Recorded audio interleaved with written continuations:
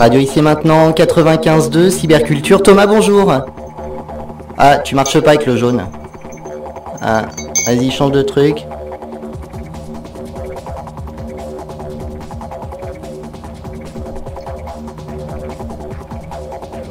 Ah, j'adore, ça marche pas. C'est le noir peut-être, vas-y. Vas-y, cause.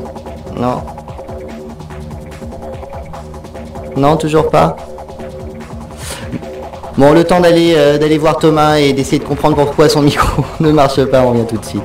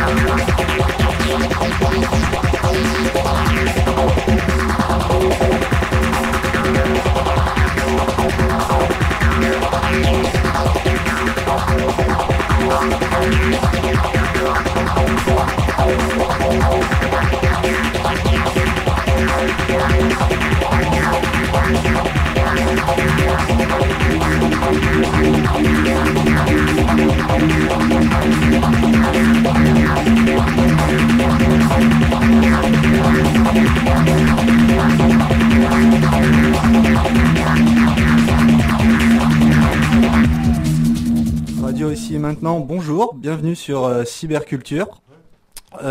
Aujourd'hui l'émission portera sur les virus informatiques et j'ai l'honneur de vous présenter mes deux grands invités. Donc à ma gauche en face avec la perruque Sergent Slayer. Ah, attends, les micros. William, ouais, tu es là? Je suis là. Bonjour William. Bonjour Thomas. Alors, tu es là Thomas? Oui, je suis là. C'est bon, tout le monde est connecté, c'est parfait. Connected. Donc aujourd'hui, nous allons parler des virus. Donc sujet assez généraliste, mais nous allons essayer d'éclaircir de montrer aux auditeurs que les virus non seulement peuvent être offensifs, mais ils ont une grande histoire et que leur histoire a autant muté que l'histoire de l'informatique ces dernières années. Et voilà. Donc pour reprendre, déjà une définition des virus. Donc faut pas confondre virus, malware et vers. Donc surtout ne pas amalgamer tous ces termes. Donc ce que l'on entend par malware, c'est tout ce qui est programme développé dans le but de nuire à un système informatique. Donc bien entendu, ça prend en compte les vers, les virus, les chevaux de Troie et tout ça. A contrario, tout ce qui est virus, précisément, c'est un logiciel malveillant conçu pour propager, se répliquer à d'autres ordinateurs tout en s'insérant dans les programmes légitimes appelés hôtes. Donc c'est un peu la métaphore de l'alien. donc comme dans le film. C'est ça, ouais. C'est ça. Faut voir ça comme ça. Faut voir ça comme ça. Bon. Et encore, l'autre sous-genre, les vers informatiques sont des programmes capables de se propager, de se dupliquer par leurs propres moyens. Donc ils se clonent grossièrement. À l'infini. À l'infini, exactement. Et ils se propagent et ils font des dégâts la plupart du temps. Donc actuellement, un ordre de grandeur des virus en circulation, ça serait environ 95 000 selon Sophos. Donc ces virus, la plupart, ils sont sous les systèmes Windows, parce que Windows entretient quand même l'idée que c'est une passoire. Donc avez-vous un avis déjà sur cette histoire de passoire? Pourquoi il y a plus de virus sous Windows? Déjà l'idée qu'il faut savoir, c'est aujourd'hui sur Windows, c'est simple, c'est qu'aujourd'hui le marché du logiciel, c'est le marché le plus important, au sens que la circulation aussi de ces différentes données, de ces différentes informations sont assez importantes. Et forcément, les failles de sécurité sont assez importantes et connues sur l'ensemble des applications Windows, Windows XP, Vista, 7, même au début bien sûr sur 95 et sur 98. Et bien sûr, c'est le marché souterrain du piratage qui a fait diffuser l'ensemble de ces virus. Ok. Et dans ces virus, on vient de parler des virus Windows, mais il y a sûrement des virus pour d'autres plateformes. Alors, là, aujourd'hui, on va dire qu'il y a 3 systèmes d'exploitation aujourd'hui qui sont encore bien présents sur le marché. Donc, on a parlé de Windows, on va parler du Mac et aussi de Linux. Sur Mac, on va avoir, donc c'est un marché moyen. On a toujours aujourd'hui, quand j'ai une personne, je discute avec elle, dire mais pourquoi t'es passé sur Mac ou pourquoi t'as acheté un Mac plutôt? Oui, mais il n'y a pas de virus sur Mac, etc. C'était vrai à une certaine époque, sauf qu'aujourd'hui, c'est plus trop le cas. Sauf que bien sûr, le système d'exploitation sur Mac est totalement différent et distinct d'un système d'exploitation Windows. Donc forcément, on va rencontrer moins de virus. Oui, ce qu'il faut voir, c'est que les créateurs de virus, avant tout, veulent se faire connaître et par le nombre de PC fonctionnant sur Windows, qui est beaucoup plus important que les Macintosh, préfèrent développer leur virus pour Windows. Comme ça, il se développe beaucoup plus et il atteint beaucoup plus de personnes. Donc ce que tu veux dire, c'est que le marché est plus porteur, mais en fait, à quel moment on gagne de l'argent quand on fait des virus? C'est pas tant gagner de l'argent qui compte pour les créateurs de virus, c'est plus une forme de reconnaissance. La reconnaissance, c'est leur ego avant tout. C'est pour ça qu'ils développent des virus. Et c'est pour, par rapport à leurs alter ego qui eux aussi développent des virus, se sentir importants. Oui, il y a plus d'intérêt à infecter 90% de machines sous Windows que 2% sous Mac, c'est ça? C'est ça. Okay. Bon, après, il y a plusieurs types aussi de personnes qui vont développer les virus. On en parlera un peu plus tard dans le cours de l'émission, mais c'est sûr, il y a la partie des fameux développeurs, hackers, qui vont développer ce genre de virus pour, par exemple, développer des machines zombies pour faire des attaques sur des serveurs extérieurs. Par exemple, ce qu'on a pu rencontrer comme attaque ces derniers temps, c'est pas 200 000 machines qui sont dit tiens, on n'aime pas la machine en face et on va les frapper.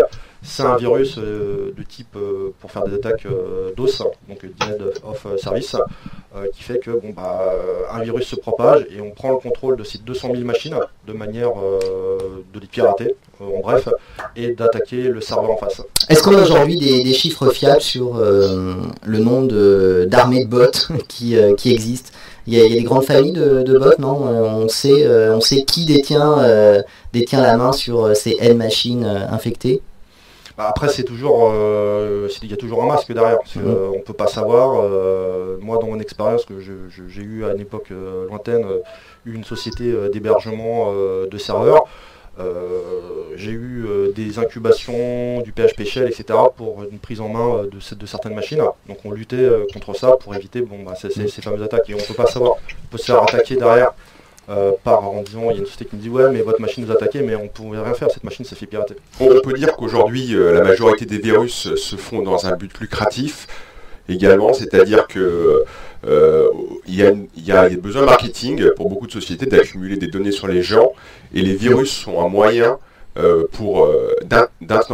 s'introduire dans les machines des gens et récupérer à leur insu des informations qui sont typiquement sur quel site web ils vont aller pour établir un profil de chaque personne, de façon ensuite à leur mettre des publicités ou des offres. Là, on va rentrer un peu plus dans le malware, mais on pourrait parler ça me fait penser au dernier gros virus là, qui tombe en ce moment, c'est Zeus. Qui permet de récupérer toutes les informations qui vous concernent sur votre ordinateur, c'est-à-dire login et mot de passe plus principalement. La chose qui n'est pas forcément pas trop embêtante, bon, ça peut être embêtant aussi, c'est vos logins, mot de passe Hotmail. Ça peut être embêtant aussi pour votre Facebook, parce que ça récupère tous ces fameux logins et mots de passe de Facebook. Via les cookies qui sont résidents sur vos machines ou Non, ça récupère. C'est du keylogger. Oui, c'est du keylogger. Il y a du keylogger qui est derrière, et aussi bien sûr les cookies, et ça récupère toutes ces informations-là, et ça va jusqu'à même récupérer vos informations de compte bancaire et de consultation. D'accord. Tout l'historique conservé, les mots de passe conservés sous Firefox. Voilà. Concernant les keyloggers, faut bien que les auditeurs aient conscience que les keyloggers, c'est des sortes de virus qui sont cachés dans l'ordinateur et qui enregistrent toutes les frappes au clavier. Du coup, c'est pour ça qu'ils peuvent engranger les logins et mots de passe et se les approprier. Exactement. Est-ce qu'à chaque type de virus, on a un type de protection spécifique? Par exemple, là, le fameux Zeus, je pense qu'avec un bon firewall qui vous informe de toute sortie non déclarée vers un site lambda, parce que j'imagine que les informations sont collectées et envoyées à des serveurs. Oui. Donc après, mais sauf qu'aujourd'hui, nous ici, par exemple, on sait pertinemment qu'on va mettre un firewall, qu'on va faire ces démarches, etc. Oui, nous, mais... mais il y a des personnes qui ne vont pas être conscientes de ça. Et aujourd'hui, cette partie mafieuse, parce qu'on peut l'appeler comme ça, va se servir et va vous faire les poches. Eh oui, c'est ça. Très bien, messieurs. Bon, il faut bien cerner qu'au début, les virus, ils n'étaient pas forcément là pour piquer nos données, ni piquer notre compte en banque. Donc il y a eu un historique, et donc je vais vous présenter cet historique. Donc ça, on remonte très très loin, on remonte à la fin des années 40, voire début des années 51, enfin début des années 50, pardon. Oui, c'était précis. Avec le grand théoricien de l'informatique John von Neumann. Donc son nom est surtout resté dans les mémoires pour l'architecture von Neumann, donc les architectures qu'on connaît dans nos ordinateurs actuellement. Et ce monsieur, il a développé la théorie des self-reproducing machines. En gros, c'est des automates mathématiques à reproduction automatique. Donc là, on rentre clairement dans l'idée moléculaire qu'une cellule puisse se cloner et se reproduire. Donc ce monsieur-là, il a développé cette idée qui a été reprise ensuite. Donc c'est les grandes fondations des études sur la robotique et l'intelligence artificielle. Donc en même temps, il y a d'autres personnes en planché sur le sujet. Donc Alan Turing, von Neumann, Conway. Et Turing a même proposé un modèle mathématique de morphogénèse. Donc ce que j'entends par là par morphogénèse, c'est l'ensemble des lois qui déterminent la forme, la structure des tissus, des organes, des organismes. Ce qui peut s'appliquer très bien à l'urbanisme, aux virus ou aux cellules type biologique. Malheureusement, son modèle n'a jamais vu le jour. Et les gens de cette époque sont rabattus vers un modèle beaucoup plus binaire, au sens où on prend une cellule morte et vivante, mais sans autre état. Ce qui a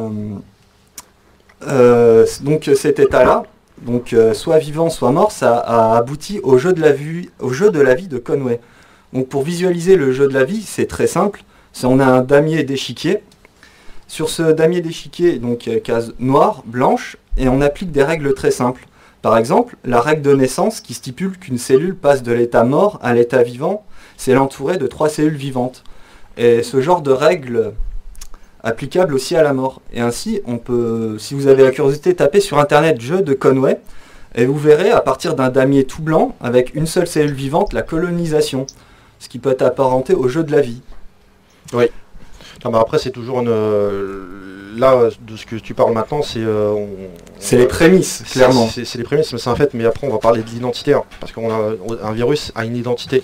Ouais, on lui donne une marque, un nom. Par exemple, on va l'appeler virus Fliflou ou virus Meriem. Et ça va faire un truc derrière que ce virus-là va se propager. On va lui donner une... Je suis entièrement d'accord. Identité. Et en fait, ce que tu dis, c'est parce que les virus actuels ont une dimension sociale. Alors qu'à cette époque-là, donc soit avec le jeu de la vie de Conway ou avec le coreware, il n'y avait pas encore de dimension sociale au virus. Donc pour en revenir au coreware, donc le coreware, c'est un jeu de programmation dans une machine virtuelle et dans lequel on va dire que le programme A doit manger toute la mémoire du programme B. Et c'est un peu la définition du virus de base, au sens où il doit manger l'autre pour se reproduire. Et ce jeu-là, le Coreware, donc il agissait comme un virus, mais il restait dans son coin par des petits étudiants qui s'amusaient à faire des guéguerres sur des machines virtuelles.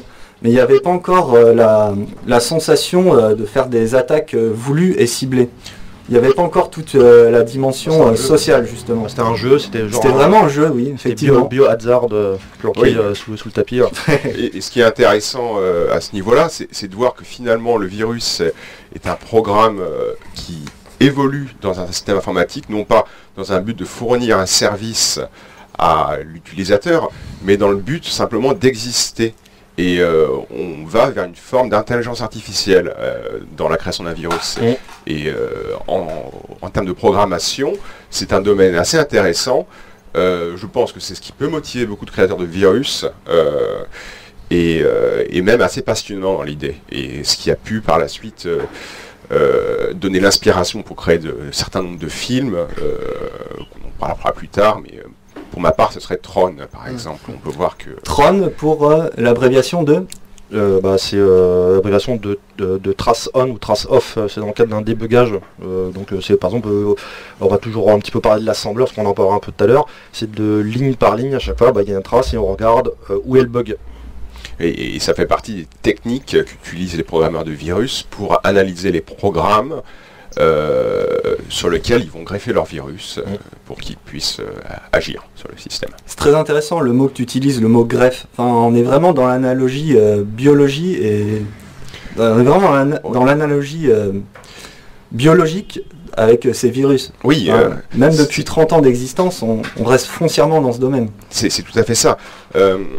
La différence fondamentale dans la programmation d'un virus par rapport à la programmation d'un programme normal, c'est qu'un virus se programme vis-à-vis d'autres programmes dans le but d'exploiter les points d'ancrage de ces programmes existants, alors que quelqu'un qui va développer un logiciel type Photoshop ne va pas se baser sur l'existence d'un programme. Pour fonctionner, il va juste faire son programme indépendamment du reste. Et donc là, on aboutit dans la création d'un virus un mode de programmation et d'exploitation de l'ordinateur. Parasitaire. Parasitaire, oui. Mais qui a des analogies avec toute la science biologique, même qui serait intéressant de développer. Et donc, sur un mode de fonctionnement qui est différent, en fait. D'accord. Alors, si on reprend depuis le début, donc on a dit, entre les années 50 et 60, ils avaient développé les idées de reproduction automatisée. Donc, ce qui a débouché sur Darwin, qui donnera plus tard le jeu Coreware. Par contre, dans les années 70, sur les réseaux ARPANET, donc grossièrement l'ancêtre d'Internet, un virus un jour est apparu qui s'appelle The Creeper, c'est un virus capable de se propager sur les machines mises en réseau, ce qui était quand même une belle performance à l'époque. Et on a vu aussi apparaître les premiers chevaux de Troie. Donc le cheval de Troie, comme le nom l'indique, voilà. J'ai un cadeau pour toi. Prends mon cadeau et regarde ce qu'il y a dedans. C'est exactement cet état d'esprit. Alors aujourd'hui c'est plutôt une vidéo porno. Tabernacle. Pas mal. Donc à l'époque il y avait des auteurs anonymes, donc on ne savait pas vraiment qui faisait ces virus. Donc a priori The Creeper à l'époque... anonyme mais ils signaient tout le temps, c'était ça le truc. Non mais ils ont une signature, il y avait déjà la marque, le nom, lui donner un nom et il y avait une signature. Il y avait, dans le virus en soi, si vous désassemblez entre guillemets le virus et vous regardez la chaîne de code, il y a leur marque. Il y en a même qui s'amusaient à dessiner dedans les octets, des papillons. Donc on ouvrait avec un éditeur binaire le programme et on voyait un papillon apparaître. Et d'ailleurs, longtemps c'est sur ces signatures que les logiciels antivirus ont fonctionné. Oui. Juste... Bon, je crois que ça a évolué maintenant, mais avec les méthodes heuristiques où on est capable, a priori, de détecter une signature, même si elle fait pas partie d'une base de connaissances. Mais c'est cette marque qui a permis longtemps au logiciel antivirus de détecter l'infection virale, justement. Parce qu'il y avait la marque. C'est par leur marque, tout simplement. Exactement. Et non seulement il y avait les marques, donc la première génération de virus, on les détectait seulement comme ça, parce que c'était des virus entre guillemets très basiques qui se clonaient, qui infestaient. Jusque dans les années 90 où on a vu le nouvel âge des virus. genre Melissa, I love you, qui définissait les notions de polymorphique. Donc tu nous disais quelques instants avant que les virus, on pouvait les détecter via leur signature numérique. Donc faut imaginer que sur le disque dur, le petit virus est à un endroit A, et que l'antivirus, il regarde si toujours il est à l'endroit A et que son nom d'octet est toujours identique, par exemple. Ça c'est sur le checksum, mais on en parle un petit peu aussi du checksum, ce que ça représente, c'est sur la taille de sa valeur d'origine. Donc on sait qu'un fichier par exemple va faire 1 méga, et si ce fichier-là, à l'arrivée, quand on se prend pas au checksum, on pourra considérer qu'il y a un problème. C'est-à-dire que c'est pas le fichier d'origine. Oui, qu'il a été corrompu quelque part. Mais comme on parlait tout à l'heure de signature, c'est pas forcément son emplacement, c'est lorsqu'on analyse le fichier en soi. C'est-à-dire qu'on va le scanner et on va voir tout au début de ce qui se passe. Je sais pas si vous avez déjà ouvert de votre côté un fichier exe Windows, il y a toujours ELF. Donc, ce genre de choses. Donc on va dire qu'il y a ELF, etc. Et par la suite, après, il y aura une signature du virus. Exactement. Si le virus ne se modifie pas, s'il se métamorphose pas, parce qu'il y a des virus qui se métamorphosent et qui se recamouflent sur eux-mêmes à chaque fois, ça passera. Mais dans le cas d'aujourd'hui, c'est plus possible. Pourquoi c'est plus possible? C'est plus possible parce que au point de vue virus, ils sont devenus tellement puissants que maintenant, même des sociétés comme Avast, etc., utilisent des méthodes de sandbox. Donc ils vont mettre votre fichier exe, comme le principe du bac à sable, un petit peu comme Google qui vous sandbox, et à partir de là, donc, ça va l'empêcher d'écrire sur l'ensemble de l'ordinateur, et ça va le mettre dans une zone mémoire cloisonnée. Et si ce programme-là se permet de faire des choses, il sera automatiquement arrêté. Voilà. Ok. Donc tu vas nous dire que les marchés antivirus a dû s'adapter aux nouvelles formes de virus. Bon, c'est pas étonnant jusque-là, mais ils l'ont fait dans quelles conditions? J'avais lu comme quoi dans les années 90, à l'apparition des premiers polymorphes, donc à l'apparition des premières grandes épidémies, on va dire, donc qui touchent plusieurs centaines de milliers de machines.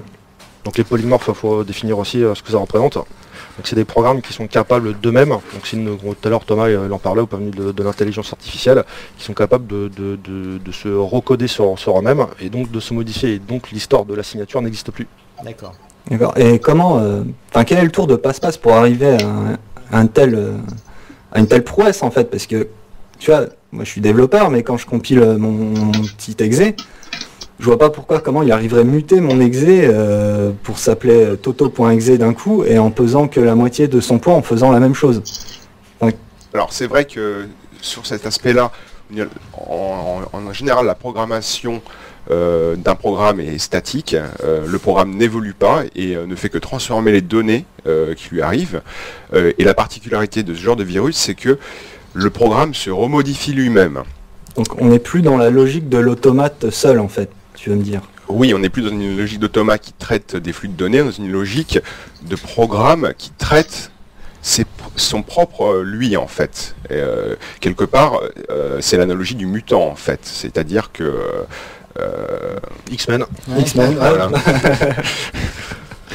Non mais est-ce que ça veut dire, fonctionnellement ça veut dire quoi, qu'il a son propre compilateur embarqué, qui se recompile Oui c'est ça, c'est que finalement ce qu'il va écrire comme données seront des instructions. D'accord, ok.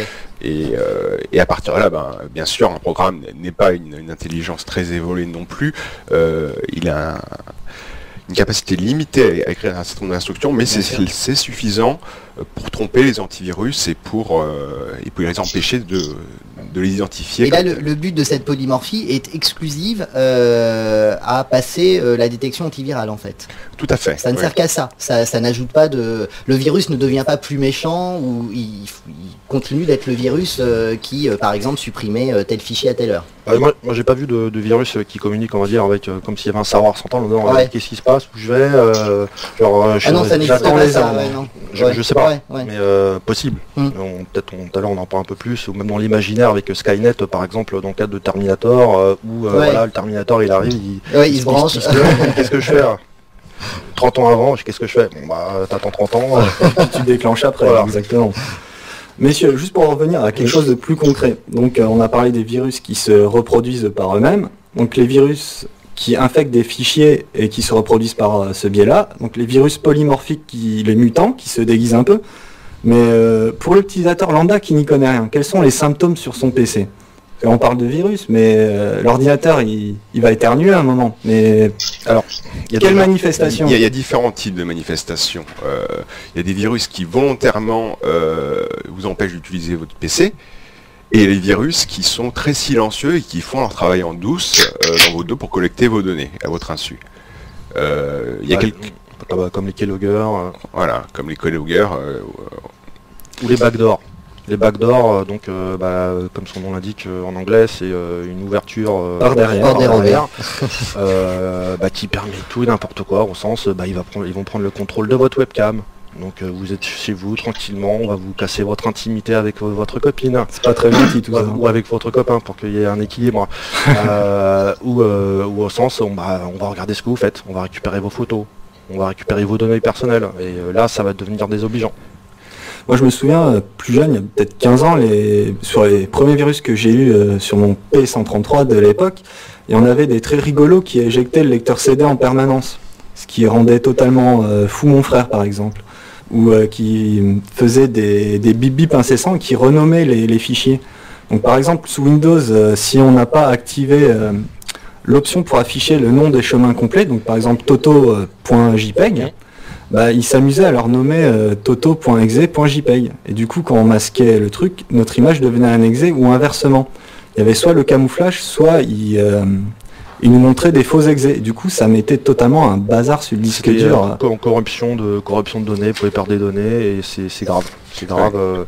Après, on en parlera peut-être un peu, mais après, il y a un objectif aussi. Hein. Il y a l'objectif, tout à l'heure, qu'on parlait du hacker, et qui veut, ou plutôt on va pas l'appeler hacker, on va plutôt l'appeler cracker, parce que le hacker, c'est celui qui maîtrise le domaine de l'informatique. Le cracker, ça va être la personne qui va chercher et qui va programmer quelque chose pour faire quelque chose. Voilà. Exactement, et ils sont sûrement découpés en plusieurs catégories. Entre guillemets, tu as les pseudo-scientifiques, donc ceux qui font la proof of concept, donc pour jouer, comme tu dis. Les pseudo-professionnels, donc ou Script Kiddies ou Lammer qui utilisent les programmes de tiers pour se remplir les poches. Exactement. Donc tout ce qui n'a pas du gain, recèle. Et ceux qui font vraiment des virus informatiques pour casser des choses. Tu es d'accord avec cette analyse ou il y a ceux qui récupèrent ça, mais il y a quand même une partie industrielle et commerciale, parce qu'une société par exemple qui est atteinte par un virus, ça peut arranger l'autre société.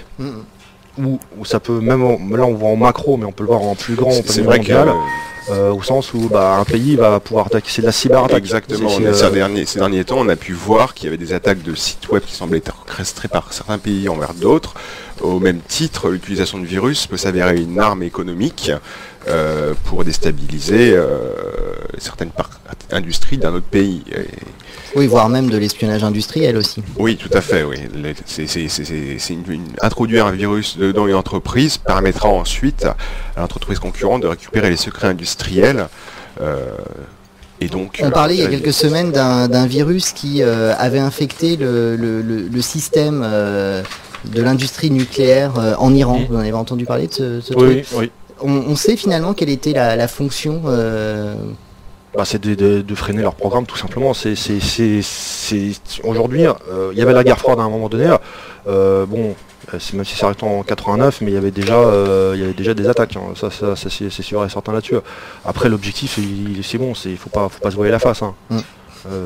C'est qu'à un moment donné, par exemple, quand il y a eu le début des élections, mais le commencement des élections en Russie, les sites internet de certains journaux qui n'étaient pas en accord avec la politique actuelle sont tombés. Attaque, DOS, etc. Donc tentative. Donc à un moment donné, faut pas se voiler la face. On a un pouvoir, ce pouvoir c'est un pouvoir numérique. Si on veut faire bobo à quelqu'un, on peut le faire. Ouais, facilement. Voilà. Finalement. Facilement, il n'y a aucun problème là-dessus. Et pour vous, quel a été le premier virus sur PC? Est-ce que vous avez une idée? Moi j'étais sur Amiga.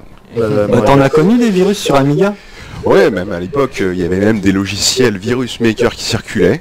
Des virus makers. Ouais. C'est quoi? Eh bien, on lançait un programme et ensuite ils demandaient quel type de virus on voulait créer. En fait, il y avait sur les 4 virus et donc tu mettais une disquette dans ton ordinateur et tu cliquais je veux créer ce virus et ça y est, tu avais ton virus sur ta disquette que tu pouvais passer à ton copain pour bien l'emmerder. Mais c'était pas des virus dans le virus au sens tu crées un virus pour le copain qui t'embêtait ensuite après. C'était un vrai virus qui était créé donc ensuite tu pouvais être la source de propagation de ce genre de choses quoi. C'était les petits jeux quoi. Ah moi j'étais pas sur PC, j'étais sur Atari donc j'avais pas ce problème, j'avais pas de virus. Ok, donc nous avons vu tout ce qui était cyber-vandalisme. Donc tu l'avais le premier virus, non peut-être? Premier virus, oui effectivement, merci de me le rappeler. Oui, donc c'était fait par des Pakistanais. Ouais, c'est Brain. Ouais, c'est Brain exactement, qui infectait la mémoire MBR des disquettes, donc les mémoires de IBM, boot. c'était pour IBM, système IBM. Voilà, et donc les symptômes du virus, entre guillemets, c'est que on voyait pas forcément de symptômes d'entrée, mais ça empêchait la disquette de booter au démarrage du PC.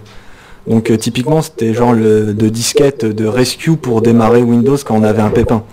Donc si on était infecté par ce virus, on était planté, on pouvait plus rien démarrer. Voilà, donc Brain, première épidémie. Après, il y a eu The Creeper, comme j'en ai parlé auparavant. Donc sur ARPANET, et ce virus a la particularité de se muter sur les réseaux, enfin de se propager par les réseaux. Et il avait aussi c'était un peu le prémisse des premiers vers.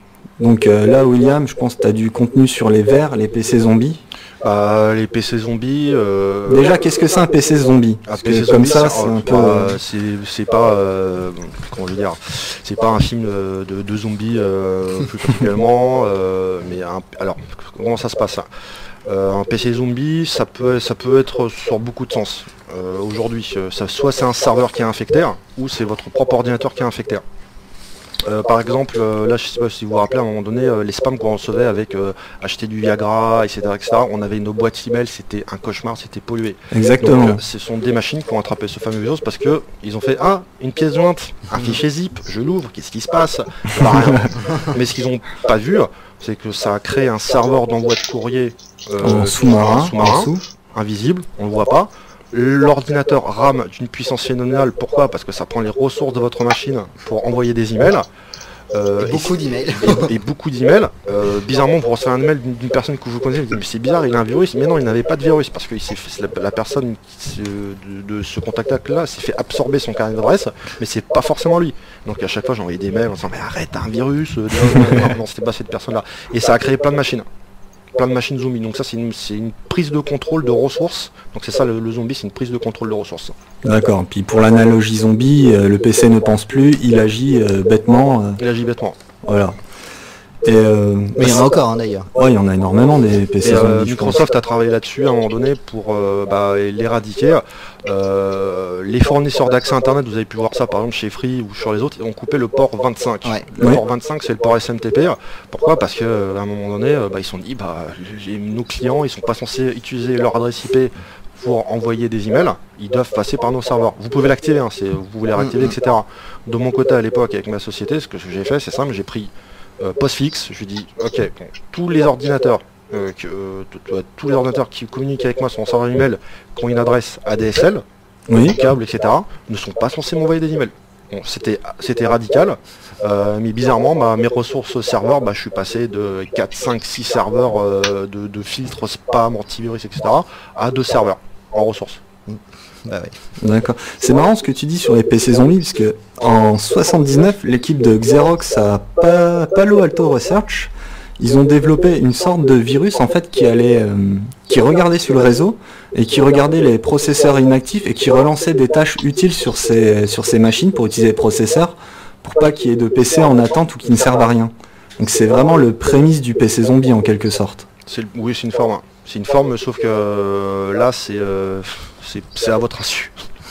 Là, c'est un peu la différence entre le bon et le mauvais virus dans l'histoire, parce que les deux finalement prennent le contrôle de la machine, mais l'un est fait pour quelque part faire ce qu'il veut et l'autre faire ce que son créateur a décidé. Ouais, c'est-à-dire utiliser rationnellement les ressources d'un parc de serveurs, why not? Mais par contre, utiliser sa machine pour envoyer N spam vous proposant du Viagra, c'est un peu... Mais c'est un peu moyen. Ça c'est pour les machines de type chez vous ou la plupart des gens lambda. Ouais. Après il y a les zombies type serveur. C'est-à-dire que là on disait que Windows, Linux, etc. Mais même les serveurs Linux aujourd'hui, c'est le plus gros virus pour moi c'est les vers. C'est au sens où votre machine elle n'est pas protégée, vous n'avez pas suivi les recommandations de base, les failles de sécurité, vous n'avez pas mis à jour. Voilà, bon, la faille elle est vite trouvée. Ça s'incruste très rapidement sur votre serveur. Vous comprenez pas et ce vers, donc trouver une faille de sécurité sur Apache. Donc Apache c'est le serveur qui permet de gérer HTTP, votre site internet. Ça rentre par Apache. Une fois qu'il est rentré, il exécute un programme exe sur cette machine-là, et ce programme exe, qu'est-ce qu'il va faire? C'est le principe du ver. Il lance un gros scan de ce qui se passe dans la web farm, et il regarde qui a cette faille. Et là, le ver se propage. C'est le principe de propagation arborescent à l'infini. Ok. Voilà. Ouais, c'est poussé quand même comme mode de propagation. C'est poussé là. Ça ressemble limite à une stratégie de guerre en fait. C'est de la cyberattaque, c'est de la cyberguerre. Là, on a eu la chute du mur, la fin du communisme, etc. Mais la guerre n'est pas finie. On a des cyberattaques et aujourd'hui c'est le nouveau. C'est ça la nouvelle guerre. Anonymous. Voilà. Non, mais c'est pas que Anonymous. Remets ton masque, Thomas. Et Thomas, ils sont pas contents sur le chat parce que tu lis pas leurs commentaires. Ah, excusez-moi. Parce qu'ils veulent causer avec Slayer et avec Sergent Slayer et Elflip. Que disent-ils là? Moi, j'ai pas mes lunettes, mais je. Bah là, je suis obligé de me retourner, donc c'est pas. J'ai un peu les yeux qui pleurent, j'ai un peu de mal. Par contre, on peut leur rappeler qu'ils peuvent évidemment nous interrompre à tout moment dans cette conversation. Oui. 92 23 95 20. Merci Olivier. Nous allons faire une petite pause musicale, messieurs. Petite respiration avec R. C'est parti.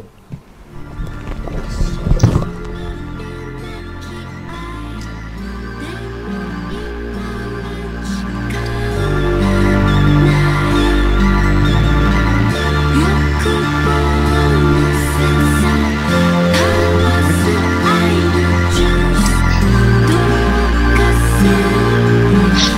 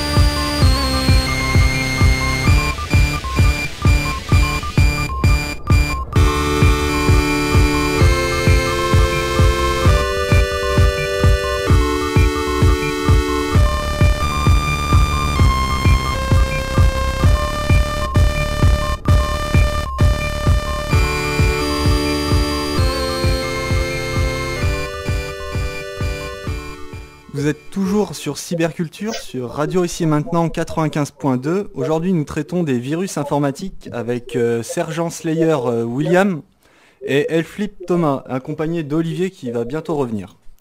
Messieurs, donc... petit problème. Hop là. William, toujours là. Thomas, toujours là. Bon. Messieurs, nous avons vu avant les types de propagation des virus. Qu'est-ce qu'ils faisaient, dans quel contexte. Mais il y a quand même des rumeurs sur Internet qui circulent, des grosses rumeurs même, concernant l'implication des sociétés antivirus sur les virus eux-mêmes. Oui. Donc juste pour étayer un peu mes dires, parce que par exemple en 1988, il me semble, il y a eu le premier colloque sur les virus, et directement après il y a eu des grosses attaques non seulement des virus polymorphiques, donc les fameux virus mutants, et aussi un nombre incalculable de virus qui venaient des pays de l'Est. Donc qu'en est-il vraiment de cette histoire? Est-ce qu'il y a des preuves pour démontrer ces faits, ou est-ce que ça reste vraiment dans le spéculatif? En fait, ça reste énormément flou, mais d'abord, il faut parler d'une chose. Effectivement, on a parlé de l'origine des virus et leur explosion par la suite, mais ce qu'il faut comprendre, un marché, ça se crée. S'il n'y a pas de marché, il n'y a pas de marché. Oui. Antivirus. Et on peut se poser la question. Moi, la première personne, je dis, voilà, je vais créer un marché, je crée des virus, et je vais forcément créer des antivirus. J'ai fait quelques recherches sur internet, des interviews de différentes sociétés dans le cadre de création d'antivirus. Ils sont engagés en disant non, on n'est pas coupable, c'est pas notre objectif. Ça c'est du n'importe quoi quelque part. Ils s'en protègent. Ces gens-là, ils travaillent tous les jours sur les nouveaux virus et ils s'engagent à trouver la solution ou les solutions nécessaires pour vous protéger. Mais c'est sûr que j'en suis intimement convaincu qu'il y a certaines sociétés qui payent des développeurs au-delà de leur société pour développer ces virus. Ce qu'il faut voir, c'est que à la base, quand on fait de la programmation, on n'a pas dans la tête de créer un virus, et donc on n'a pas non plus la capacité à développer un virus. Et pour créer des logiciels antivirus, il faut avoir cette capacité à comprendre un virus. Donc finalement, la compétence, c'est la même. C'est la même, oui, entre les sociétés créatrices voilà, lapsus, entre les sociétés antivirus et les créateurs de virus. Finalement, ils viennent du même moule, ils sont créés dans le même moule. Et donc là, on peut se demander, quand même, il y a un lien entre les deux. J'ai ouï dire, on va dire, pour rester dans le flou un petit peu, qu'à la fin des années 80, donc vers 80-90, à la création de ce premier colloque sur les virus, donc j'ai plus le nom sous la main, bref, à partir de ce premier colloque, il y a eu des petits pics entre les sociétés antivirus, type oui mais nous on protège mieux de ce virus-là, peut-être sous-entendu qu'ils connaissaient comment il marche dès le départ. Donc ça peut alimenter en eau ton moulin. À un moment donné, c'est sûr que ça peut aider en disant mais c'est bizarre, le virus il est sorti hier, il a eu la solution ce matin. Ils ont travaillé toute la nuit, ils ont désassemblé le programme. Ouais.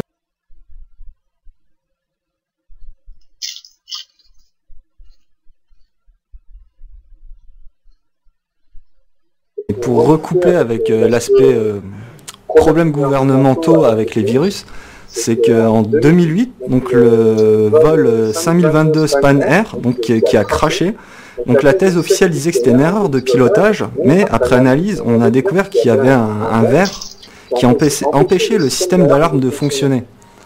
Donc non seulement, a priori, il y a eu une intention de nuire à quelqu'un physiquement en posant ce verre, et en recherchant un peu, il y en a qui avaient la solution à ce verre. Donc pourquoi de tels systèmes n'ont pas été protégés ? Parce que c'est toujours la même chose, on n'y croit pas. On se dit il n'y aura jamais de virus, tout va bien se passer, ça va glisser tout seul, il n'y a pas de problème. Mais là aujourd'hui, C'est comme la bonne blague, hein, c'est les systèmes embarqués Windows sur les voitures, c'était je sais plus, c'était General, c'était Ford ou quelque chose comme ça.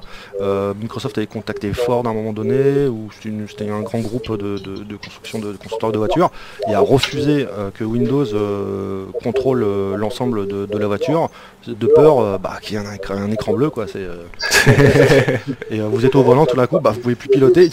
Ouais, l'écran bleu de la mort. Ouais, l'écran bleu de la mort. Je me souviens à Gare Montparnasse, il y a quelques années, pendant quelques jours, il y avait des écrans bleus de la mort, les fameux Blue Windows Screen of Death, je crois que ça s'appelle. Ah, Olivier, on t'a reperdu. Non. T'es quelle couleur? T'es marron? Bah non. Il y a un virus. Ah si, alors c'est bon. C'est un virus dans le micro. Non, c'est ça exactement. Non mais j'adore ce qu'on fait vraiment. Arrête de pirater Thomas. Arrête. Calme-toi. On fait vraiment radio amateur là, c'est excellent. Non, je me souviens. Est-ce que vous avez connu le virus informatique magazine? Oui, non, édité excellent, par excellent. Olivier Echelbaum. Le Charlie Hebdo de l'information. C'est ça.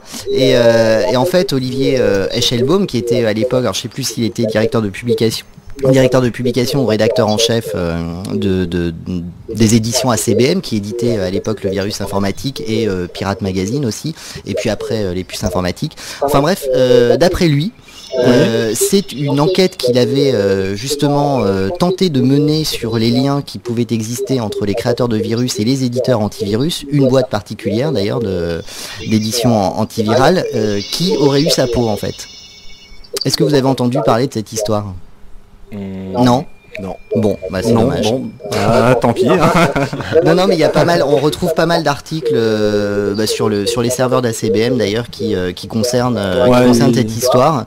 Et alors là, Echelbaum, d'après lui, a vraiment fait l'objet d'une cyberguerre de la part de cet éditeur antivirus qu'il avait mis à l'index pour des liens supposés avec des éditeurs de virus précisément, où on aurait pourri sa réputation sur l'internet au travers de rumeurs, etc. Alors après, où est la parano, où est la réalité, etc.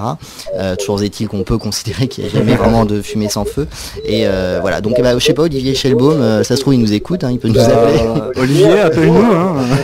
Et surtout on essaiera de le choper pour une prochaine émission. Ouais, c'est une très très bonne idée ça. Donc pour revenir, là nous avons vu les virus, on va dire historiques, qui infectent un fichier host pour se dupliquer, donc les vers qui se répliquent tout seuls, avec toute la clique des chevaux de Troie.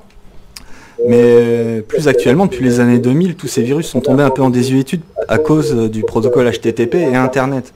Du coup, de nouveaux types de virus ou d'attaques ont apparu. Donc tu me disais en off, William, il y avait non seulement les attaques PHP-Cell ou script XSS.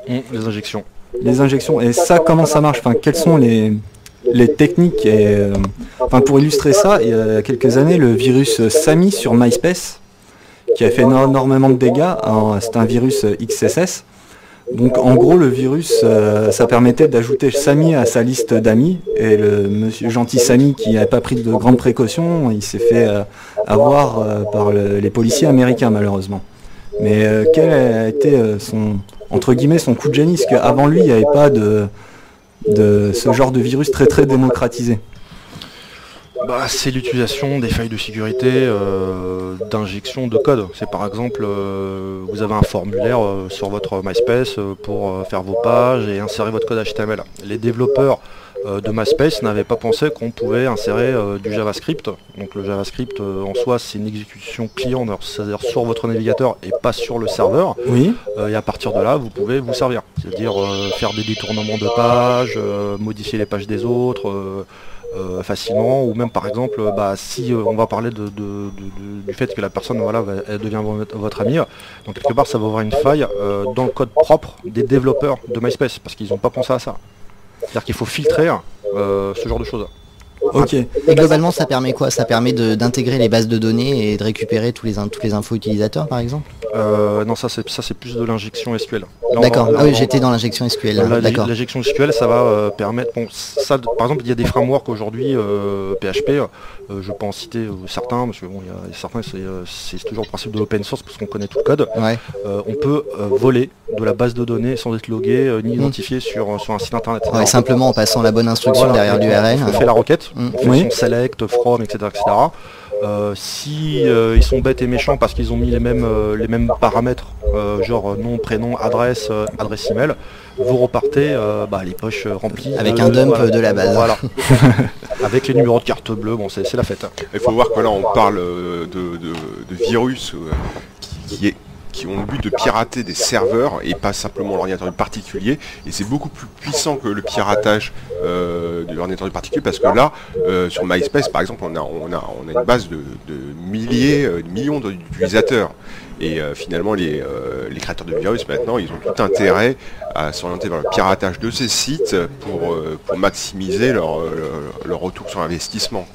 Et à partir de là, c'est même dangereux. Finalement, on peut se poser la question, c'est pas tant de se protéger en mettant un antivirus sur son PC qui compte, c'est plus de faire attention aux données qu'on va mettre sur le réseau. C'est plus le physique de son ordinateur, c'est les données virtuelles entre guillemets qui ont été positionnées sur plein de sites, Facebook, etc. Même sur votre propre site internet, par exemple, vous avez un WordPress hébergé chez un hébergeur X ou Y, bref. Vous allez utiliser WordPress. Il y a une version en bas qui est marquée parce que vous ne voulez pas vous prendre la tête avec le template, c'est marqué WordPress. Et il y a une version qui est marquée, par exemple la version 2.4.1. Cette version-là, dans un exemple, elle est connue pour avoir une faille de sécurité. Donc d'où le PHP Shell par exemple. Qu'est-ce qui va se passer? On va rentrer dans un phénomène de verre. Le verre est tellement intelligent dans le cadre de sa propagation, la personne de manière manuelle au départ, elle va trouver une faille sur cette fameuse faille, et ce verre-là va aller faire des requêtes sur les moteurs de recherche, donc Google. C'est pour ça que d'ailleurs Google s'est protégé un certain nombre de requêtes limitées par minute et par adresse IP, va rechercher simplement en faisant des requêtes, en tapant WordPress version 3. Etc. Et on va ressortir ces fameux sites internet WordPress qui sont potentiellement infectables. Et à partir de là, on va pouvoir se positionner et faire une injection. Et on va aller au-delà de ça, on va faire du patching après. La définition c'est simple, c'est faire un faux site qui ressemble par exemple au site de votre banque. Oui, ça, il y en a eu pas mal il y a quelques années, même maintenant. Il me semble que l'année dernière, oui, il y a le Crédit Mutuel qui a été acté. Tout le monde, le Crédit Mutuel, toutes les banques quasiment, la Poste, des gens sont fait aspirer leur numéro de carte bleue, et voire pire, sont fait aspirer leur numéro de compte bancaire, au sens où votre login et mot de passe pour vous connecter. Oui. Et bien sûr, je vous rassure honnêtement, les banques ont lutté directement par ce biais avec des solutions d'authentification maintenant obligatoires par SMS, par email, pour pouvoir... Que les utilisateurs trouvent trop contraignantes. Oui, c'est les modalités 3D Secure, hein, c'est ça, où en fait tu as une troisième, ou même au Crédit Mutuel notamment, tu as une petite grille. C'est ça, la fausse grille, c'est comme au CIC, c'est la même. Ouais, et en fait je lisais un article sur le sujet il y a quelques semaines, où en fait les utilisateurs croyaient que quand ils se retrouvaient sur ces modalités de paiement, justement c'était un truc qui n'était pas clair pour eux, et ils avaient l'impression d'être sur les mauvais serveurs de paiement, alors qu'au contraire c'était précisément une authentification plus renforcée de la part de leur banque.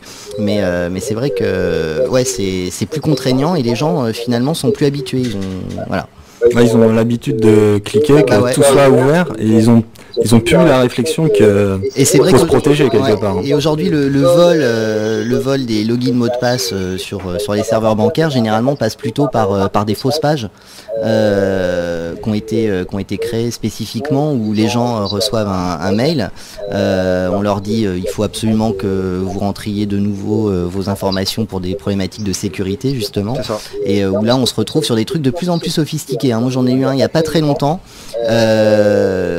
alors en plus le truc assez rigolo, c'est que On pense vraiment que c'est la banque. Hein, ah ouais, tout à fait. Ouais, c'est super bien fait. Hein. Les mails ne sont... Alors ce qu'il faut savoir aussi, les mails que vous recevez, ils sont pas signés. Il y a certains, comme Hotmail, etc., vous certifiez. Ouais. Mais aujourd'hui, 99% des mails que vous recevez, je peux me faire passer pour n'importe qui. Oui, c'est très simple. Ouais.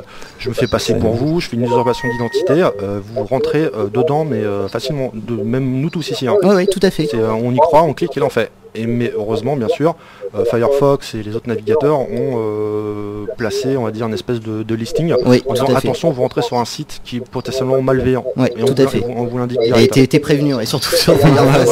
Mais attention, énorme. c'est pas tout le temps. Donc, et l'autre point aussi qui est très inquiétant, c'est un virus qui s'installe sur votre PC et qui dérègle votre DNS, donc votre serveur de résolution de nom de domaine. Oui. C'est-à-dire que par exemple, vous allez taper le nom de domaine de votre banque, vous allez vraiment croire que vous êtes sur le serveur de votre banque. Oui, tout à fait. Bon, après il y a l'histoire du HTTPS avec la certification, que c'est pas forcément évident, mais même ça c'est craquable. Faites attention. Et en fait là, le dernier que j'ai eu, alors le truc assez rigolo, c'est qu'en règle générale, quand vous recevez le mail, les gens ne savent pas dans quelle banque vous êtes. Donc vous recevez un truc de la caisse d'épargne, vous n'êtes pas à la caisse d'épargne, vous savez que c'est une connerie. Si ça tombe sur votre banque, là vous avez un petit peu douté. Et le dernier que j'ai eu, qui concernait ma banque justement, était intéressant puisqu'en fait, le site sur lequel on aboutissait était un sous-domaine d'une succursale régionale de cette banque. C'est-à-dire qu'il s'était vraiment fait hacker. Parce que c'était un vrai nom de domaine, c'était en l'occurrence créditmutuel.fr avec un sous-domaine devant, c'était je sais plus quoi, xxx.créditmutuel.fr avec un formulaire qui disait rentrez vos logins, mot de passe, machin. Donc évidemment fallait pas le faire, puisque quand on est habitué à aller sur le site de sa banque, on sait que c'est pas par ce biais qu'on passe. Mais c'était vraiment très très bien fait. Il n'y avait pas les problématiques d'orthographe un petit peu aléatoires ou de grammaire qu'on peut avoir sur certains C'était énorme. Ouais, certains sites voilà où c'est clair, c'est gros comme une baraque, que c'est pourri quoi. Mais là c'est de plus en plus sophistiqué. Et le truc dont tu parles là, c'est le fameux DNS Changer, c'est ça? C'est ça. Dont le FBI va couper les serveurs le 8 mars prochain.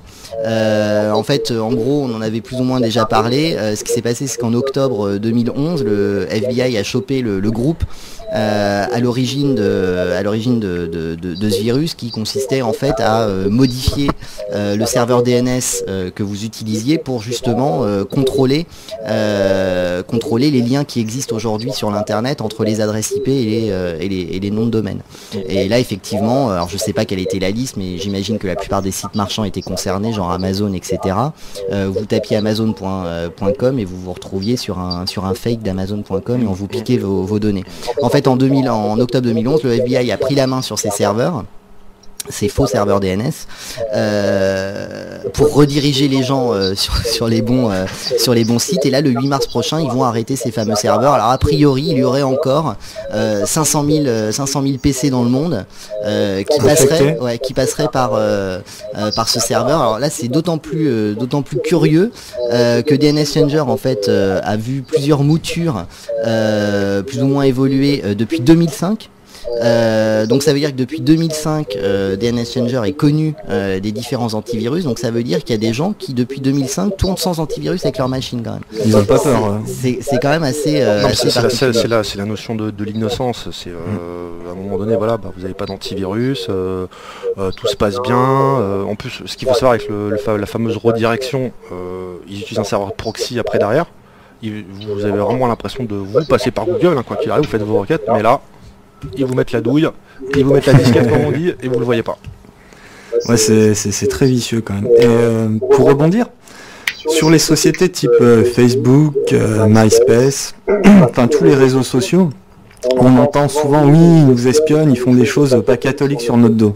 Alors qu'est-ce que vous en pensez concrètement et techniquement? Alors, il y a qu'à voir ce qui s'est passé durant le dernier mois, avec Google qui a été gaulé en train de piquer les données des gens sur Internet Explorer ou sur Safari de Macintosh. Ouais, c'était Safari en l'occurrence. Ouais.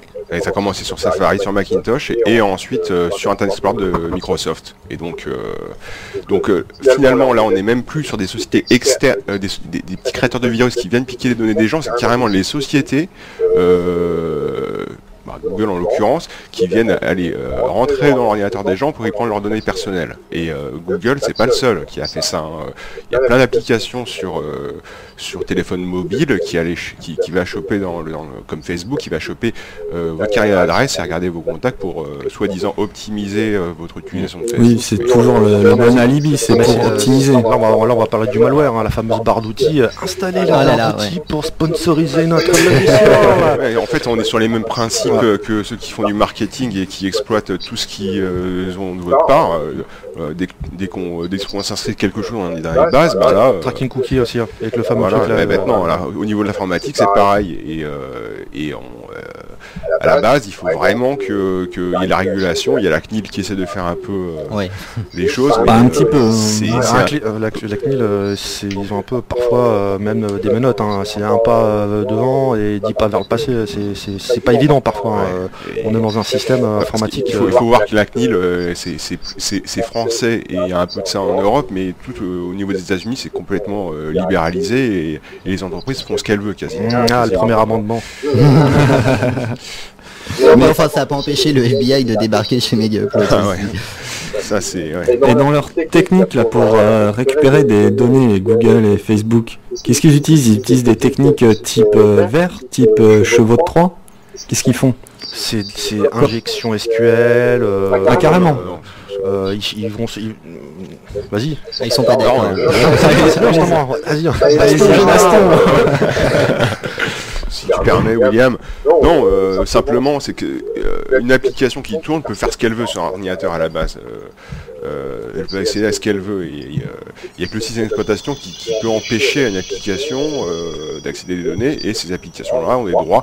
Même pire, elles vont demander insidieusement à l'utilisateur, voulez-vous me donner le droit d'accéder à votre portefeuille, à votre carnet d'adresse. Et l'utilisateur, il a qu'une seule envie, c'est d'utiliser l'application, il clique oui, ok, j'ai eu les conditions générales, etc. Et hop, c'est fait. Ça c'est la théorie de... Suivant. Regardez toujours. Parce qu'on va vous... Qu'est-ce qui va se produire derrière? Bon, c'est pas forcément un virus, mais ça va faire laguer, ça va faire ramer votre ordinateur. Combien de fois j'ai désinstallé des malwares sur des ordinateurs de personnes que je connais, même au travail, etc. Avec des milliards de fenêtres qui ont ça à s'ouvrir, des choses... 50% de temps machine qui est pris, 70%, et là je peux plus rien faire. Non, mais un exemple très simple, tu veux installer Flash aujourd'hui sur ton ordinateur, quand tu arrives au téléchargement de Flash, par défaut est coché la barre d'outils Google par exemple.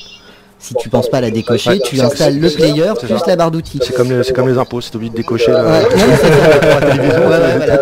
a été niqué, c'est exactement ça. Et autre exemple, c'est, je recommande généralement aux auditeurs qui nous demandent quel antivirus installer, en ce moment je leur recommande Avira.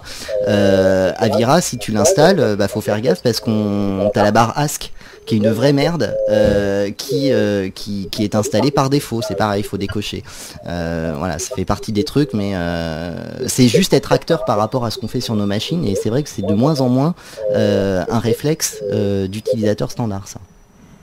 Il facilite en même temps beaucoup les installations, en disant faites confiance à nos contenus, et on va apparaître de plus en plus de logiciels entre guillemets qui certifient que les logiciels sont bons. Toi, typiquement, le coup de Firefox, comme vous disiez tout à l'heure, qui nous dit que les sites malveillants, mais il parle aussi des sites bienveillants qui sont acceptés. Donc après, on fait confiance assez mécaniquement à tout ça. Après, il y a l'effet smartphone. Je sais pas si vous avez des smartphones, vous, mais la plupart du temps, toute nouvelle application va vous demander automatiquement est-ce que vous acceptez d'être géolocalisé. Par exemple, t'installes Allociné, forcément, c'est mieux d'être géolocalisé, puisque voilà.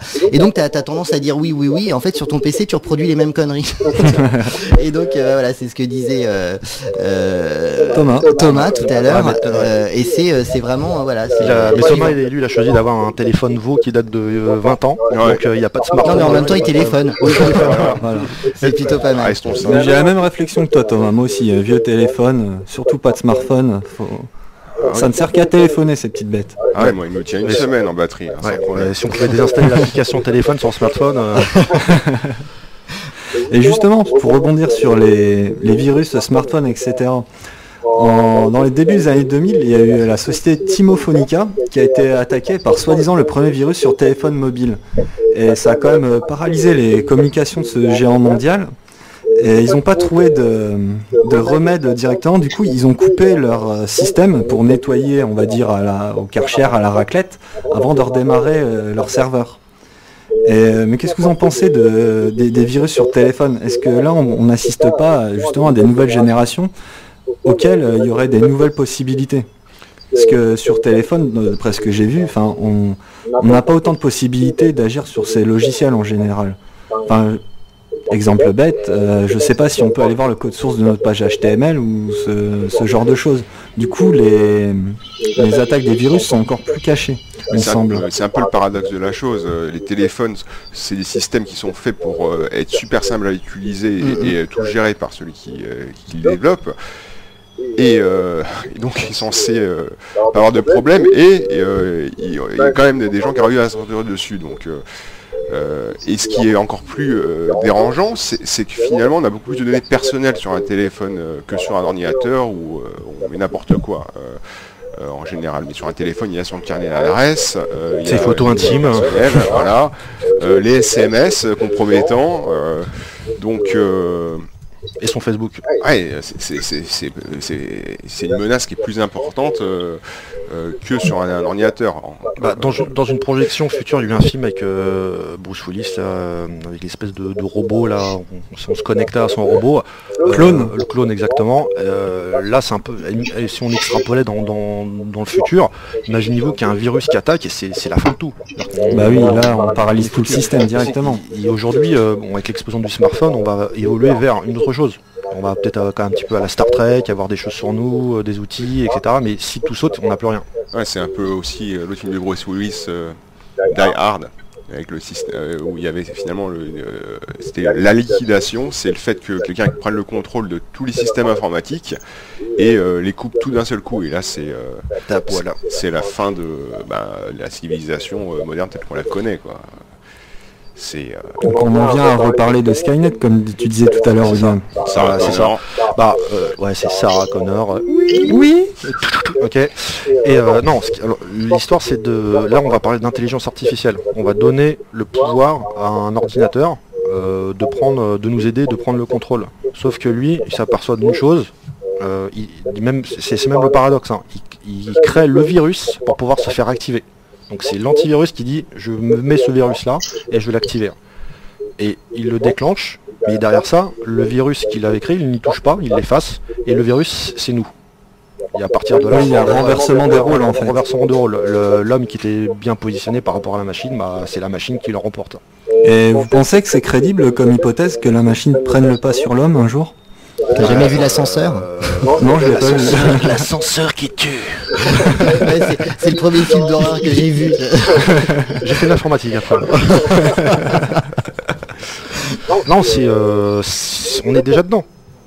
On est déjà dedans. Dans le milieu hospitalier, on est dedans, on en a besoin au travail. Imagine, aujourd'hui, le marché qui, malgré la crise, le marché porteur, c'est l'informatique. Sans informatique, arrêtez, mais les auditeurs qui écoutent, mais coupez votre ordinateur, mais juste une journée, vous allez vous faire chier.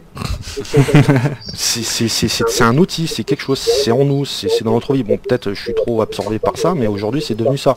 Il y a 20 ans, bon, on n'était pas trop dedans. Aujourd'hui, il y a des gens qui sont addicts à plein de choses. Surtout à Facebook, à la communication, etc. Mais si on leur coupe ça, ces gens-là deviennent des légumes et ils deviennent fous. Ils pètent un peu. Ils perdent leurs repères sociaux directement en fait. C'est ça. Donc deux fois j'ai vu des gens, ouais, mon ordinateur il rame. Non, c'est dangereux. Mais je repars encore de ma question, mais est-ce que vous pensez que techniquement il y a des gens qui sont assez balèzes pour faire des virus type Skynet? Type Skynet, oui, bien sûr.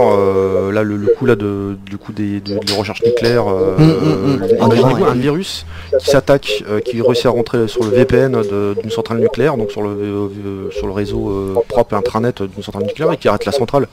C'est catastrophique. C'est une catastrophe. Vas-y. Oui, Thomas. Moi, je dirais que si on parle d'intelligence artificielle, parce que c'est vraiment le virus qui est lui-même capable de prendre la décision d'attaquer, alors qu'on l'a pas programmé pour ça.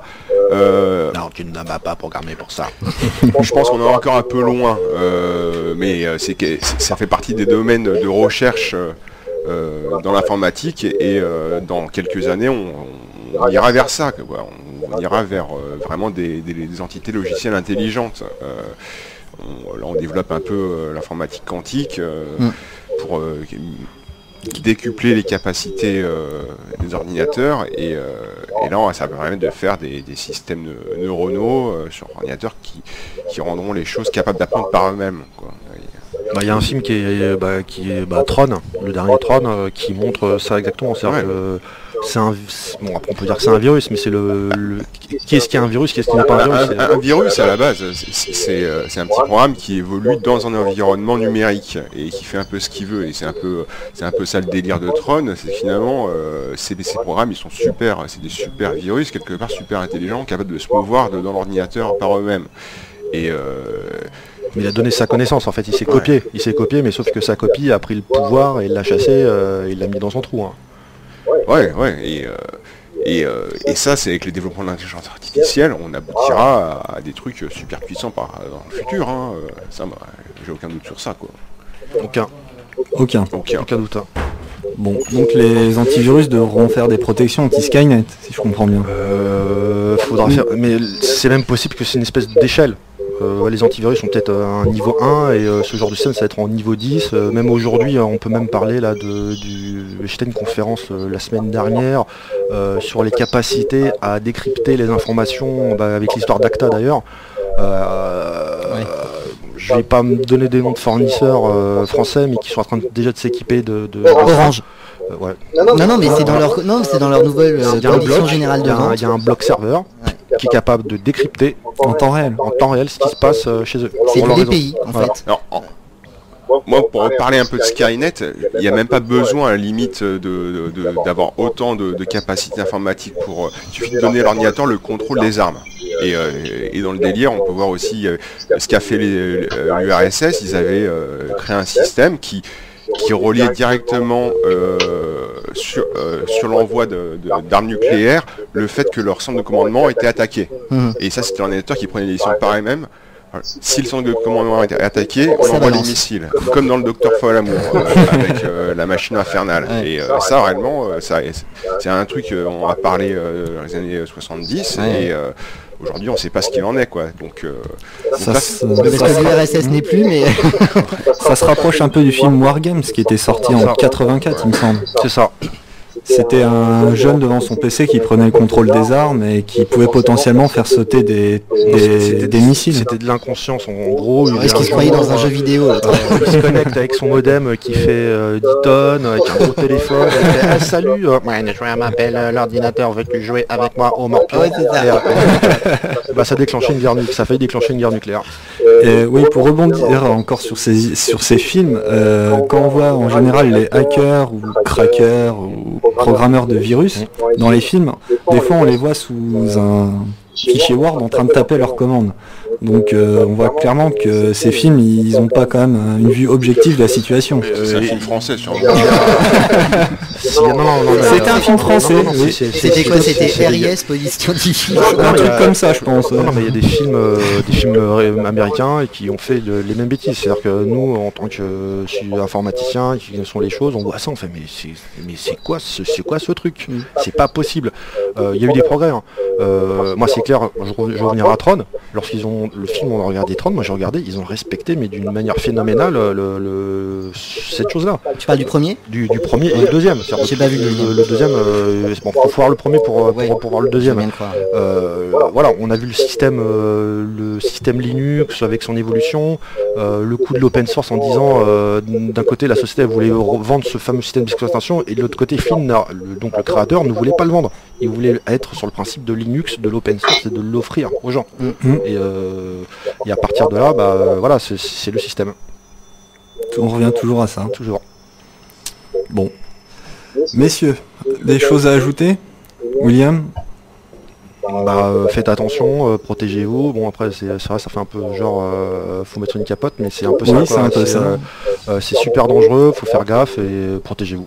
Bon, aujourd'hui, justement, vous conseillez quoi comme protection antivirale et firewall qui serait pas nécessairement d'éditeur, à savoir payer Ni une usine à gaz. Déjà, une usine à gaz qui commence par un N. Norton, non Ça, j'arrête pas de le dire. Par un M, McAfee. Ouais, pareil. Ouais. Non, il faut rester à peu près léger sur la protection, avoir un antivirus. Moi, j'utilise AVG. Voilà, je fais un peu attention à ce que je télécharge, je suis pas n'importe comment. Et surtout, je sauvegarde sur un CD mes données qui sont importantes, mais je mets sur une clé USB et je fais pas trop confiance à ce qu'il y a sur l'ordinateur, ce qui se passe sur mon ordinateur. L'ordinateur il vit sa vie, les programmes à l'intérieur, je sais pas ce qui se passe. Par contre, mes données qui sont importantes, je les mets à côté. Et ça, je sais qu'elles bougeront pas. Ouais, pensez toujours à sauvegarder vos photos, etc. Sur CD de préférence. Parce que bon, c'est un CD-ROM, donc même si le virus il peut être dessus, mais il n'est pas actif, vous le mettez en sommeil, mais protégez-vous. Parce que bon, la meilleure protection, c'est une protection sur la réalité. Un virus, ça agit dans le monde informatique, et il peut pas changer le monde matériel, ça ils peuvent pas. Ils peuvent pas y accéder. C'est la seule chose. C'est voilà. Protégeons-nous comme ça. Et concernant les évolutions des virus dans les années à venir, parce que là on a dit tout à l'heure que les virus polymorphiques sont apparus et on va dire les sociétés antivirus ont sorti en une nuit la contre-attaque pour se débarrasser de ces choses. Est-ce que vous avez entendu parler des nouveaux des nouveaux virus potentiels qui peuvent arriver, leur nouvelle technique ou leur nouvelle furtivité, leur nouvelle attaque, leur nouveau credo de bataille en fait? De toute façon, ça sera toujours une évolution côté réseau, ça c'est sûr et certain. Aujourd'hui, on est tous connectés. Côté toujours des attaques d'Internet of Service pour faire tomber les serveurs en face. C'est sûr qu'aujourd'hui Windows a fait énormément de progrès là-dessus, mais je pense que les prochaines attaques, ça sera sur les pages web. Mais vraiment, c'est pas forcément sur votre ordinateur, ça sera sur votre contenu. Oui. Ça sort sur votre contenu et ça faut faire super gaffe. Donc vous allez vous dire bon, j'ai mis toutes mes normes de confidentialité sur Facebook, etc. Moi j'y crois pas, faut faire gaffe. Même à son propre site, chez son hébergeur, votre hébergeur, il s'en lave les mains. C'est-à-dire qu'il vous cloisonne dans une zone, vous faites pirater, hacker votre site, c'est pour vous. Ouais, ça revient toujours à l'utilisateur. On lui dit après, fallait te protéger, fallait mettre une capote. C'est ça. Et il faut, non mais en gros on peut attaquer des routeurs encore aujourd'hui, les fournisseurs faut qu'ils fassent très attention, ça ils le savent déjà, les fabricants faut qu'ils fassent attention aussi comme Cisco avec leurs routeurs qui ont connu plein de péripéties malencontreuses et voilà. Je voulais vous parler de quelque chose qui m'avait échappé tout à l'heure. Pour revenir à l'an 2000 et le fameux bug de l'an 2000, il y avait quand même plein de spéculations à l'époque comme quoi des virus seraient capables de faire écrouler le monde de type Skynet. Et qu'est-ce qui a fait que ça ne s'est pas produit en fait? Est-ce que c'était juste un coup médiatique? C'était commercial. C'était purement commercial. C'était pour changer tous les parcs informatiques. Il y avait l'histoire de l'horloge aussi, se disant que ça avait passé à 1900. C'était retour vers le passé, retour vers le futur. Et, moi j'ai pas eu ce problème. Voilà. T'as pas remonté le temps, tout va bien? J'ai pas rétréci. Mais c'est là qu'on s'est mis à rechercher plein de gens qui programment en COBOL. Parce que justement il y avait le problème dans le COBOL. Ouais, bref. C'est en 2000, c'est loin. Ouais, ça fait quand même 12 ans maintenant. Ouais, c'est ça. Non mais pour revenir aux menaces futures, je crois que si on se positionne sur la problématique du vol de nos données, ou en tout cas de la façon de moins en moins transparente qu'on va avoir et qu'on a déjà aujourd'hui de vivre notre vie numérique sur les réseaux quels qu'ils soient, je pense que les menaces à venir, elles sont dans l'ACTA, la PIPA, la SOPA et tout ce que les fournisseurs d'accès sont capables de mettre en place aujourd'hui en matière de DPI précisément pour justement contrôler absolument toutes les communications qui vont sortir de chez vous vers les serveurs que vous allez requêter. Je pense que les menaces vraiment réelles, elles sont là demain. Enfin, je sais pas ce que vous en pensez. Mais... je pense que ça fera l'office d'une autre émission pour débattre là-dessus parce que là, comme je dis, la semaine dernière, j'étais à la cantine. Tu y étais. Je ne donnerai pas mon point de vue, mais c'était un peu de la masturbation intellectuelle. au sens où à un moment donné, ok, il faut protéger ses droits, mais à un moment donné aussi, il faut se protéger aussi. Oui. Oui. Je suis d'accord que c'est dégueulasse qu'on puisse décrypter mes photos perso, etc. Mais derrière ça, s'il y a quelqu'un qui est en train de préparer un acte malveillant, qu'on le sache. Mais c'est vrai que par rapport à avant, notre évolution avant Internet, c'était, on savait pas que les pédophiles existaient, Oui, bien on sûr. n'avait pas ça, mais ça existe depuis la nuit des temps. Mais ça, Oui. faut faire faut trouver le juste milieu à cette histoire-là. Moi, je suis pas forcément pour qu'on fasse des filtres, mais de l'autre côté, peser le pour et le contre. J'entends bien. Voilà. J'entends bien. T'avais pas un autre morceau Si. Donc, pour terminer cette seconde édition de Cyberculture, nous allons passer un morceau de Grivok, aka Sergent Slayer, aka William. Ouais. Donc, fais coucou à la caméra, William. Salut. Salut. Thomas, je te remercie d'être venu. Donc, un petit mot pour la fin. Ah, c'était super. C'était super, merci à toi. Est-ce que tu reviendras? Est-ce que tu reviendras? On a été Avec gentil plaisir. avec toi. Oui. Bon, bah parfait. Olivier, tu reviendras aussi? Bah moi je suis là tous les samedis. Bon, bah, allez.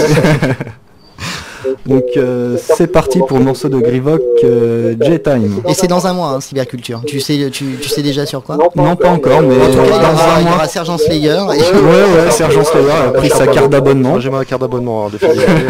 Ok. J'emporterai la bouteille d'eau la prochaine fois. Ok, bah dans un mois, nous retrouverons le premier samedi du mois prochain pour un nouveau Cyberculture sur un thème que je dévoilerai sur le forum, donc leforum.fm, le forum de la radio ici et maintenant 95.2. Donc je vous dis à bientôt et au revoir, portez-vous bien.